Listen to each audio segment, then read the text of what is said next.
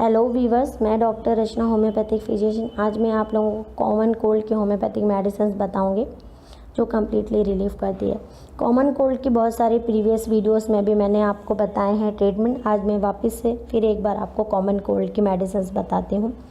जो कारण होते हैं, जैसे ये एक तरीके का वायरल इन्फेक्शंस होता है जो मोस्टली इफ़ेक्ट करता है नोज़ और थ्रोट को, जिनके कारण होते हैं viral infection, changing weather, pollen allergies, airborne diseases. और इनके साइनिंग सिम्टम्स क्या होते हैं, लक्षण होते हैं, जैसे कि फ्लू लाइक सिम्टम्स होते हैं, कॉफ है, running nose, sneezing, fever, body ache, headache, throat pain, difficulties breathing, difficulties swollen, मतलब कुछ खाने पीने में गले में बहुत ज़्यादा दर्द होती है, ड्राइनेस होता है, डिजनेस, गिटनेस भी आते हैं, समटाइम गिटनेस भी अपीयर होते हैं। इनके होम्योपैथिक मेडिसिन हैं। मैं 2 टैबलेट्स बता रही हूँ, इनमें से आप कोई दोनों में से कोई एक मेडिसिन आप चूज़ करके खा सकते हैं अपने सिम्टम के अकॉर्डिंग। टैबलेट्स बॉक्स हैं।